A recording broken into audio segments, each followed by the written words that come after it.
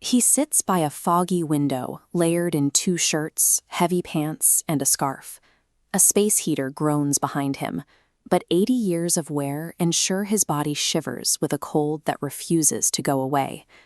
The woman sitting across the room is actively crying from the morning's commotion. When he looks at her, the gaze isn't returned. To her, he is a complete stranger. The disease rolling through her mind has systematically dismantled her history, wiping away the people she knew. The odds and science itself dictate that her past is permanently erased. Yet he puts his glasses on and opens the well-worn notebook. He reads their story aloud, relying on the sheer force of possibility to bridge the gap the disease has created. Shift to 14 years prior. The year is 1946. Noah Calhoun is 31, pouring his remaining wartime savings and physical energy into rebuilding a massive 1772 plantation house in New Bern, North Carolina. When the exhaustion sets in, he retreats to the porch with a battered copy of Walt Whitman's Leaves of Grass. He reads the verses out loud to the river, a habit learned from his father, to stave off the isolation of returning from combat. His neighbor Gus correctly diagnoses why Noah works until midnight. He is trying to outrun a memory. The ghost of a 1932 summer romance occupies every corner of the town and every room of the empty house. Noah has built a life entirely around an echo. So when Allie Nelson suddenly pulls her car into his dirt driveway unannounced, the isolation shatters. Allie steps out of her car wearing an engagement ring from another man. She is 29, a wealthy socialite, deep in the throes of planning a massive wedding in Raleigh. They stand on the dirt driveway, staring at each other. 14 years of distance evaporate. He pulls her close, and the physical familiarity immediately overrides the boundary her engagement should provide. Back in the sterile room of the care facility, the old man reads this exact passage. He pauses.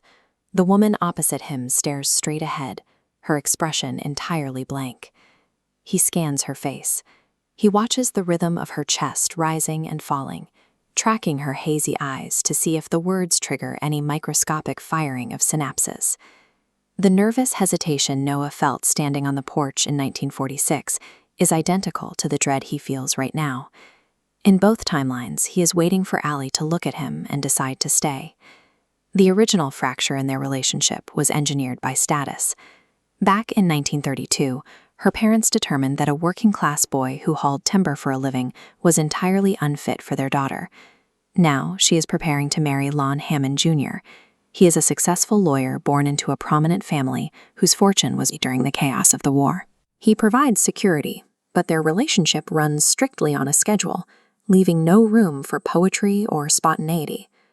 Sitting across from Noah over a dinner of freshly caught crab, Allie realizes what is missing. Noah engages her mind, validates her abandoned talent for painting, and speaks to her in a way Lon never will. Her mother's systematic theft of those letters changes their entire shared history. The decade of silence was the result of a deliberate, external erasure. The next afternoon, Noah paddles her up Bryce's Creek to a hidden lake. It is completely covered by thousands of migrating tundra swans and Canada geese, an ecological anomaly that cuts them off entirely from the outside world.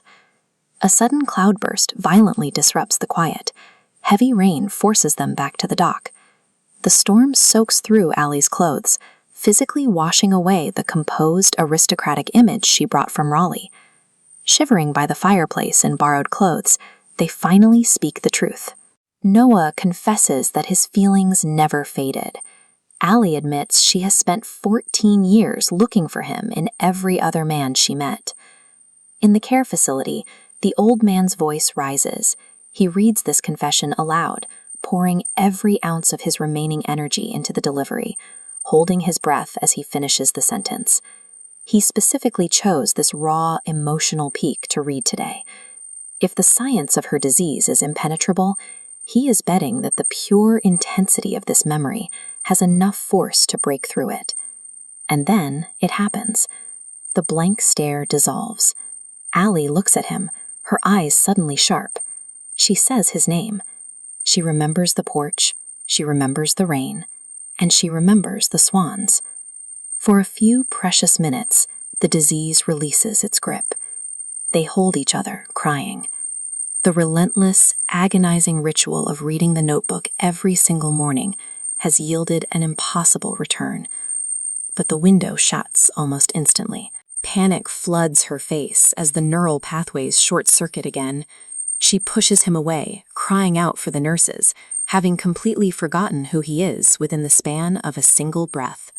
The return of her memory offers no permanent recovery. He is left to watch her vanish a second time in a single afternoon. When the nurses leave, he sits by her chair.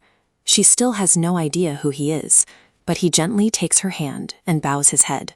Her breathing slows. She stops crying. Even with the facts of her life eradicated, her physical body responds to the safety of his presence. The mind can be stripped bare by disease, but the affection leaves a biological trace.